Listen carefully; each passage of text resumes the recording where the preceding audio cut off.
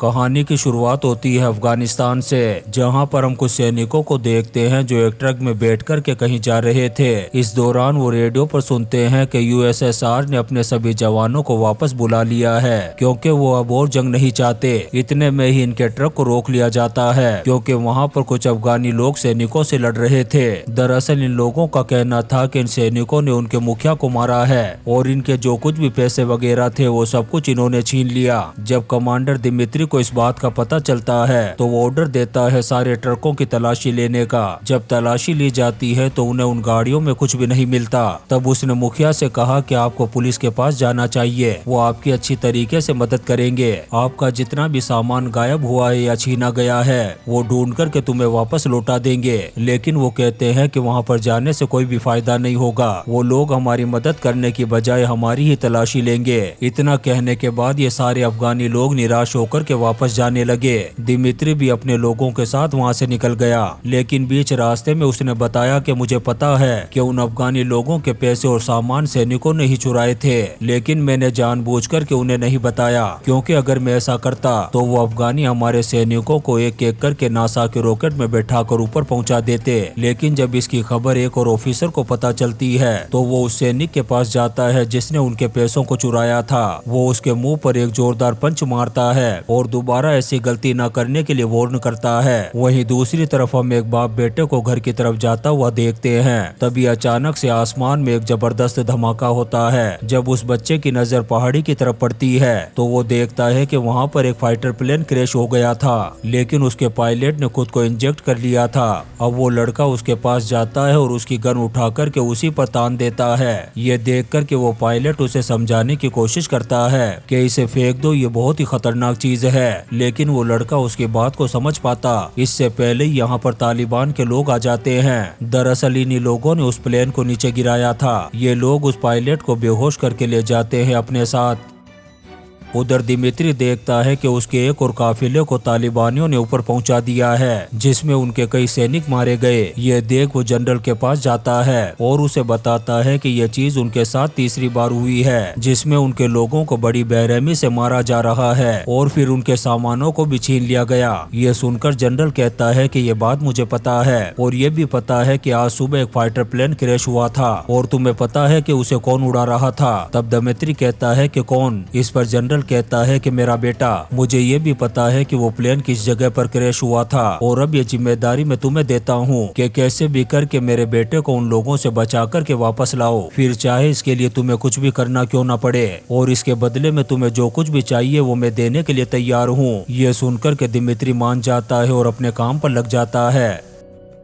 वहीं सार्जेंट भी अपने काम पर लग गया था। वो मार्केट में खानदार की शॉप पर जाता है और वहाँ पर कुछ म्यूजिक सिस्टम को खरीदना शुरू कर देता है, पर कुछ देर बाद वो अंदर चला जाता है और उसके कुछ साथी सैनिक थे वो बाहर ही बैठे हुए थे। तभी यहाँ पर स्पेशल यूनिट के 2 सोल्जर आते हैं। वो इन्हें देख कर के कहते हैं कि तुम यहाँ पर बैठ कर के आराम से गाना सुन रहे हो और हम तुम्हारे बाप के नौकर हैं जो तुम्हारा काम करें, इसलिए ये चीजें हमें दो और बाहर जाकर के अपना काम करो। वहीं दूर बैठा हुआ ग्रिल नाम का एक सोल्जर ये सब कुछ देख रहा था। वो उठ कर के इनके पास जाता है और बड़े ही प्यार से कहता है कि हमें हमारा सामान वापस कर दो। जब वो उसकी बात नहीं मानते तब ये उन दोनों की धुलाई करना शुरू कर देता है। ये देख कर के सार्जेंट उससे बहुत ज्यादा इम्प्रेस हो जाता है। दरअसल स्पेशल यूनिट के लोगों की ट्रेनिंग बहुत ही खतरनाक होती है, मगर फिर भी ग्रिल ने उनकी बुरी तरह से धुलाई कर डाली। ये देख सार्जेंट ग्रिल से कहता है कि मेरे पास एक सीक्रेट मिशन है, क्या तुम उसमें काम करोगे। अब ग्रिल को इस चीज का बहुत दिनों से इंतजार था, इसलिए वो बगैर सोचे समझे फौरन हाँ कर देता है।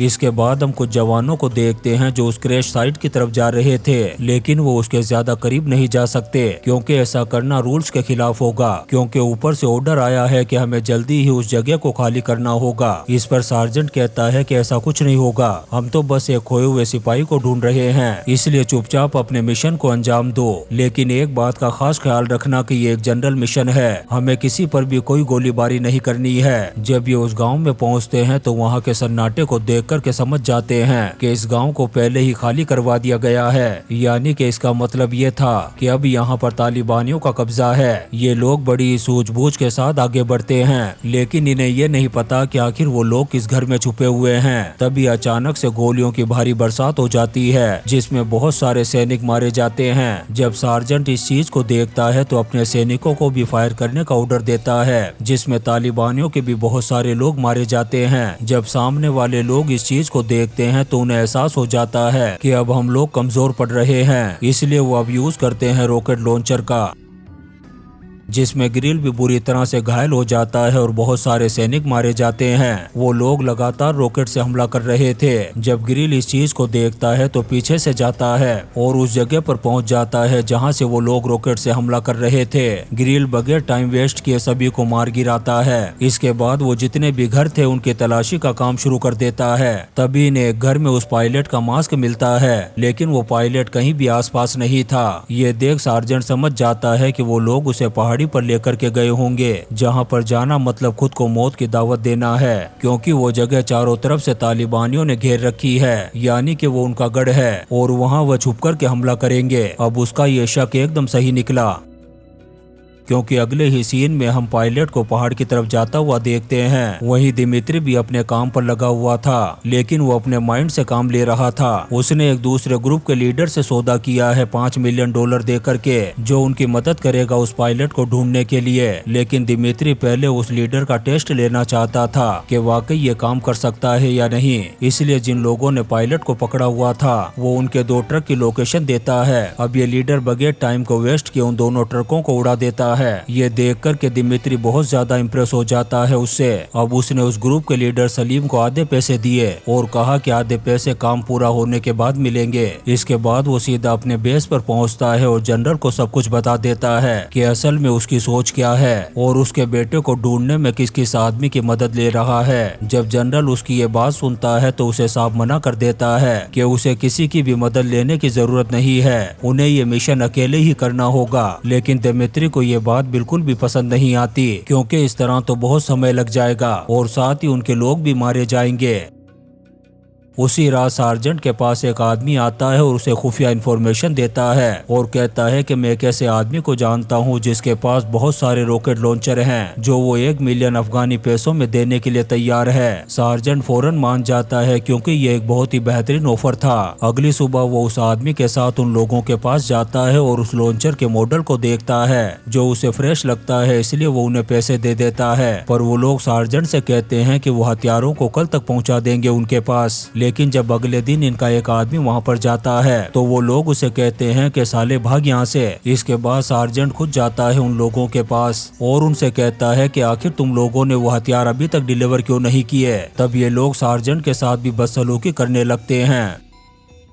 तभी हथियारबंद कुछ लोग आते हैं और सार्जेंट को अकेला देखकर उसे बंदी बना लेते हैं। वो उसे अपने साथ ले जाते हैं। दरअसल ये उनके प्लान का एक हिस्सा था, यानी कि एक ट्रैप। जब ये खबर दिमित्री को पता चलती है तो वो फौरन पता लगाने के लिए कहता है उन लोगों का जिससे सार्जेंट आखिरी बार मिला था, और उसमें सबसे पहला नाम आता है माजिद का। दरअसल ये वही लोकल आदमी था जिसने सार्जेंट को वो ऑफर दिया था। जब ये लोग माजिद की अच्छी तरह से धुलाई करते हैं तब कहीं जाकर के वो अपना मुंह खोलता है और सरदार नाम के एक आदमी के बारे में बताता है, जो कि हुसैन का गार्ड है। वही हुसैन जिसके ग्रुप के लोगों ने सार्जेंट और उस पायलट को बंदी बनाया। ये सुन दिमित्री फौरन रवाना हो जाता है उससे मिलने के लिए। लेकिन वो सार्जेंट की तरह गलती नहीं करता, बल्कि अपने कुछ आदमियों को भी ले जाता है अपने साथ। यहाँ दिमित्री सरदार से कहता है कि तुम लोगों के लिए हमारे पास एक डील है, तुम्हें जितना भी पैसा चाहिए हम देने के लिए तैयार हैं, मगर इसके बदले तुम्हें सार्जेंट और उस पायलट को छोड़ना होगा। ये सुनकर के सरदार कहता है कि ठीक है,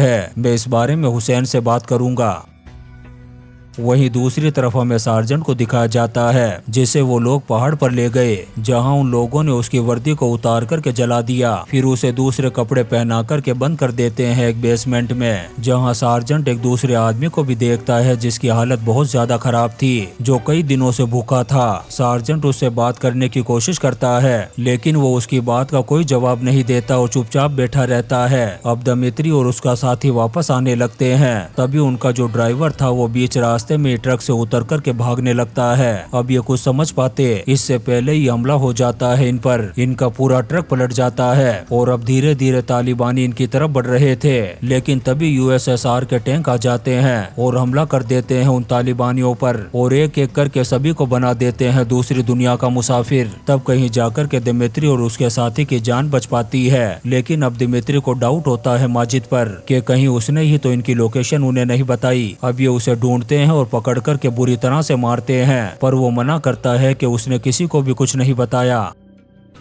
वहीं हुसैन को पता चल गया था कि उनके ग्रुप में कोई खबरी है जो सारी बातें जाकर के बाहर बता देता है। जब ये लोग पता करते हैं तो इन्हें डाउट होता है एक आदमी पर, तब ये उसे पकड़ कर के मौत के घाट उतार देते हैं सबके सामने। उधर जब जनरल को पता चलता है कि हुसैन उनके साथ सौदा करने वाला है तो वो बहुत ज्यादा खुश होता है, लेकिन जब ये बात उनके सेक्रेटरी को पता चलती है तो वो इन्हें आगाह करता है कि हुसैन तुम्हें बेवकूफ बना रहा है, वो किसी के साथ कोई सौदा नहीं करेगा, बल्कि वो तो एक एक करके तुम लोगों को नर्क में पहुंचाना चाहता है। जिस तरह से उसने आज सुबह हमारे एक जासूस को मार डाला, फिर वो उसकी खोपड़ी इनके सामने रखता है, जो देख दिमित्री कहता है कि अब बहुत हुआ, अब हमें चूहे बिल्ली का खेल खत्म कर देना चाहिए। वो जनरल से कहता है कि मैं चाहता हूं कि हम लोग एक रेस्क्यू मिशन करें और हमारे जिन लोगों को उन्होंने बंदी बना रखा है हम उन्हें वापस लेकर के आ जाएं। अब जनरल को किसी भी कीमत पर अपना बेटा जिंदा चाहिए था, इसीलिए वो मान जाता है। वहीं हुसैन ने तो सौदा करने का मन बना लिया था, क्योंकि वो अच्छी तरह से जानता है कि उनकी आर्मी बहुत बड़ी है और अगर ऐसे ही लड़ते रहे तो किसी का भी भला नहीं होगा। इसीलिए उसने आज सार्जेंट को बाहर निकाला, उसके साथ एक और आदमी को भी, जो कोई और नहीं बल्कि वही पायलट एलेक्स है, यानी कि जनरल का बेटा। तालिबानी उन दोनों को रस्सी से बांध करके नदी के पास लाते हैं और नहाने के लिए कहते हैं, लेकिन तभी एलेक्स चालाकी से रस्सी को काट देता है और नदी में तैर करके चला जाता है एक ऊंची खाड़ी के पास। उसे लग रहा था कि शायद अब उसकी जान बच गई, तभी उसके सामने वही लड़का आता है जिसने सबसे पहले एलेक्स को देखा था। उसके हाथ में एलेक्स की गन थी, वो फौरन गोली मार देता है एलेक्स को। जब हुसैन को इस चीज का पता चलता है तो वो अपने लीडर को बताता है, जो कि आर्मी वालों से मिलने के लिए आता है और उन्हें कहता है कि हम सौदा करने के लिए तैयार हैं, लेकिन तुम्हारे एक आदमी को एक लड़के ने गलती से मौत के घाट उतार दिया है, पर इसमें हमारा कोई भी हाथ नहीं है, हम जल्दी ही उसकी बॉडी तुम्हारे हवाले कर देंगे। जब उसकी लाश बेस पर आती है तो जनरल उसके सामने बैठ कर के फूट फूट करके रोता है और अब वो बदला लेना चाहता है अपने बेटे की मौत का। तभी उसका सेक्रेटरी कहता है कि मैंने तो तुम्हें पहले ही मना किया था कि उन लोगों से सौदा मत करो। उधर ग्रुप का लीडर टीवी पर देखता है कि अगले 4 घंटे के अंदर सारे आर्मी वाले अफगानिस्तान से चले जाएंगे, जो देख ग्रिल और जॉन बहुत खुश होते हैं, क्योंकि असल में इन दोनों को गारंटी के तौर पर यहाँ पर भेजा गया था ताकि ये लोग किसी भी तरह का कोई हमला न करे। पर लीडर का तो कुछ और ही प्लान था। वो इन दोनों को बेसमेंट में बंद कर देता है, जिसके कुछ ही देर बाद आसमान में 2 हेलीकॉप्टर उड़ते हुए दिखाई देते हैं, जिसे देख कर के इन्हें लगता है कि शायद वो जा रहे होंगे, पर ऐसा नहीं था। वो इनके अड्डे पर बमबारी करके सब कुछ तबाह और बर्बाद कर देते हैं, जिसमें लीडर के कई सारे लोग भी मारे जाते हैं, पर ये दोनों बच जाते हैं क्योंकि ये बेसमेंट में बंद थे। लेकिन जब ये बाहर आते हैं तो इन पर गोलियां चलना शुरू हो जाती है, जो देख इन्हें समझ में नहीं आता कि आखिर ये चला कौन रहा है। तभी उन्हें एक परछाई दिखती है जिसे ये गोली मार करके खत्म कर देते हैं। जब करीब जाकर के देखते हैं तो ये वही लड़का था, लेकिन ये बात ग्रिल को पता नहीं थी, इसलिए बहुत बुरा लगता है उसे। इसके बाद ये दोनों पैदल ही निकल पड़ते हैं बेस की तरफ। रास्ते में जॉन ग्रिल को बताता है कि जब मैं हुसैन से पहली बार मिला था तब उसने मुझसे पूछा था कि आखिर तुम लोग यहाँ पर क्यों आए हो। तब मैंने कहा था कि हम लोग तुम्हारी मदद करने, तुम्हारे देश को बचाने के लिए आए हैं, पर मुझे लगता है कि मैं गलत हूँ, क्योंकि हमने तो ऐसा कुछ भी नहीं किया जिससे इन मासूम अफगानी लोगों का भला हो सके, बल्कि हमने तो इनके देश को पूरी तरह से बर्बाद कर डाला। जब ये दोनों बेस पर पहुंचते हैं तभी दिमित्री जनरल के पास आता है और उससे कहता है कि तुमने तो हमला नहीं करने का सौदा किया था, फिर हमला क्यों किया। तब वो कहता है कि मेरे पास मॉस्को से ऑर्डर आया था, पर दिमित्री को तो पता है कि ये झूठ है, इसने सिर्फ अपने बेटे की मौत का बदला लेने के लिए हमला किया। वो जनरल गुस्से में आकर के कहता है कि ये जंग है, इसमें कुछ भी हो सकता है, तब दिमित्री कहता है कि इस जंग में न जाने कितने लोग ऐसे मारे गए जिनका कोई भी कसूर नहीं था। आखिर में हम देखते हैं कि जितने भी लोकल आर्मी के खबरी थे वो इनसे मिलने के लिए आते हैं और दिमित्री को उसका कारपेट गिफ्ट के तौर पर देता है, जिसे लेकर के वो हमेशा के लिए अफगानिस्तान छोड़ कर के चला जाता है। और इसी सीन के साथ ये शानदार मूवी लिविंग अफगानिस्तान खत्म हो जाती है। दोस्तों, हम आपके लिए ऐसी ही इंटरेस्टिंग मूवीज एक्सप्लेन करते रहेंगे, तो आप चैनल को सब्सक्राइब जरूर करें और लाइक और कमेंट्स भी करें। Thank you.